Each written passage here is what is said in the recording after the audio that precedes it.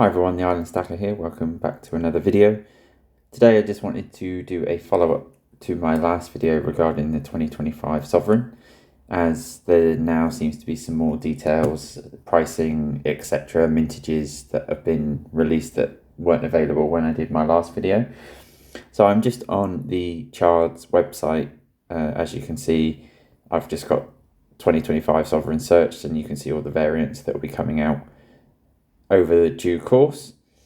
So let's take a look at the full Sovereign. So I wasn't 100% sure previously if there'll be two separate coins for the 2025 Sovereign, but it appears that there will be. So there'll be the shield design and the sort of standard George and the Dragon design. So separate designs. So two coins in theory for next year.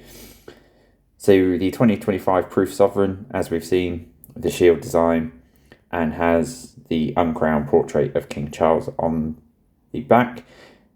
£795 for this, so that's in line with last year's 2024, which I suppose is good that there has been no price increase in that regard, but still a lot of money for a sovereign coin. And mintages, so there'll be 5,000 of this coin with a total of 7,035. So those will be in the other sets, etc. So relatively low mintage of 5,000 in the single full sovereign presentation, down from last year's coin. Then I don't understand this coin. So the normal sort of George and the Dragon design. As we can see, limited mintage of 2025 with maximum of 2,111.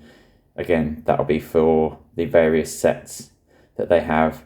So a low mintage for a sovereign, so that's good to see, but the price is another £100 more expensive than the normal, the special year shield design.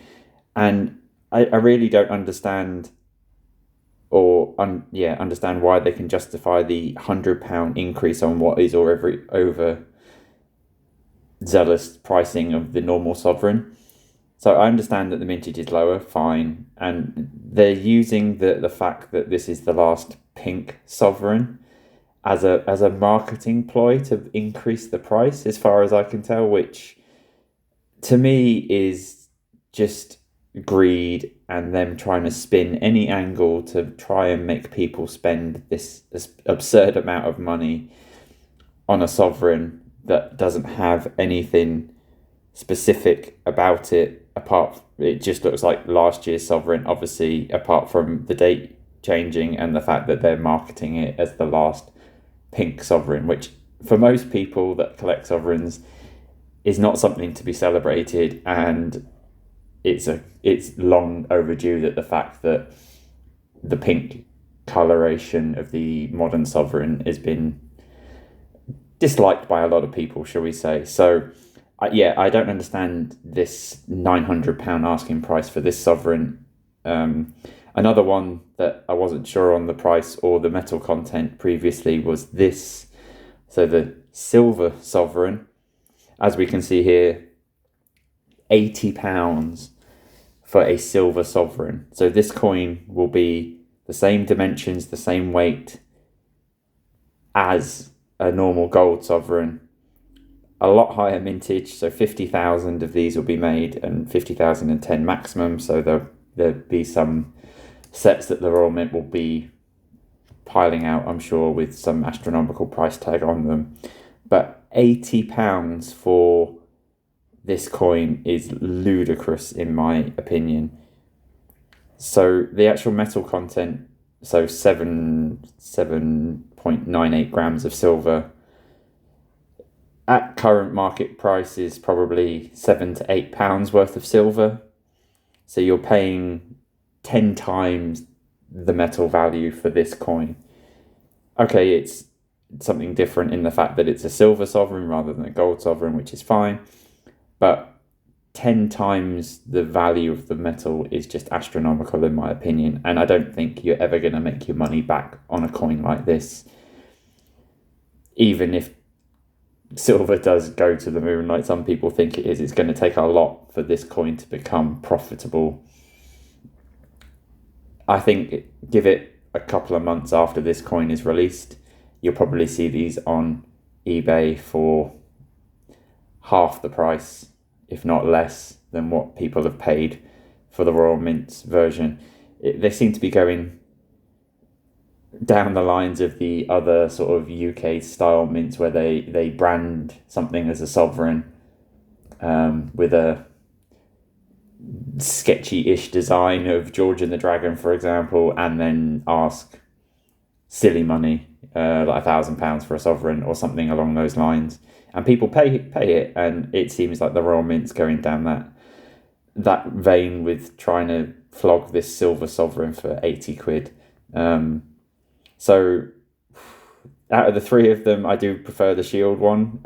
Whether it's justified at £800 is still there to be seen. I think there will be potential for these to be cheaper on the secondary market once the first round of grading, for example, has gone through. I'm sure you'll be able to see some of these coming through on the secondary market, like eBay or various other sites, at probably the same price as what the Mint is selling them for. So you'll have a graded, say, PF70, for example, for the same retail price that the Royal Mint is charging for the sovereign in the first place. I had a quick look on eBay quickly before the video just to see what the current sort of second-hand prices are for the last couple of years worth of sovereigns. So the Jubilee 2022 sovereigns currently looks like it's doing the best. That's around, what I was having a quick look, around £750 for that coin. Some graded, some ungraded, which still is an increase on the price paid for that coin. So that's good in that regard, but obviously doesn't meet the current asking price of this sovereign. Then the Memorial and the 2023 sovereigns seem to be around on par with each other. I know there was a lot of contention around the Memorial sovereign design. Some people liked it, some people didn't, because of how much there was going on the coin. So those seem to be going for around £650 on eBay for those coins. So drastically cheaper than the £795 asking price that they've got currently marked up on these, and definitely cheaper than the £895 that they have marked up for this special yet not special pink sovereign. So I think there's potential for this to be on the secondary market for cheaper than what they've got them listed for. So I think if you want to get this coin, I suggest you probably wait a little bit, see what comes around on the secondary market. Now, the half sovereign is becoming more and more popular based on the fact of the pricing of the recent sovereigns, like I was saying. So having a look at this, so there's only 1,500 of these going to be minted at half sovereign in the limited presentation, and then a maximum of 3,035, which that's over double the mintage for the actual coin, which is a bit off-putting in that regard, but it's still a lower mintage than the actual full sovereign. So I know the half sovereign is getting more popular as people get priced out of the full sovereign or the coin sets, for example. So it'd be interesting to see how the half sovereign does once that's released, whether that will go quicker than the full sovereign or not. We'll have to wait and see on release day. The bullion ones are obviously down here, but those will obviously be released at some other point in time. Then we have the 3 coin set. So I've not had the best luck. I tried to get the Memorial Sovereign 3 coin set when that came out, and I just had so many issues with it, so I gave up on that. But 650 sets for this one. So the numbers for the coins are obviously catered for in the other denominations, so the full, the half, etc. So yeah, 650 of these, £1,260. Slight increase, I think, from the recent ones. But I'm sure this will be the set that most people with the money will be gunning for. So the 5 coin set. So 500 of these going to be minted, 535 in total. As people want the big quintuple, which I think this design will look fabulous in this big 5 coin or 5 sovereign design. But £6,325 is a lot of money for people to be paying out, especially with the markup on actual gold value to what you're paying in premium. You're probably looking at around nearly £2,000 in premium for these coins. And then the other one that's on, there's 2 others that are on here. So the BU quintuple, so 3,300, obviously comes in that matte finish, which will be interesting to see what that looks like compared to the normal quintuple for the design anyway, just to see if it looks better in the matte or the gloss finish. 350 of these, so relatively low mintage for that one as well. And then finally there's the Piedfort, which I don't understand myself because the Piedfort's the same size, just double the thickness, so you don't really see anything different if you were looking at the coin in a slab, for example. But 1,250 of those to be minted.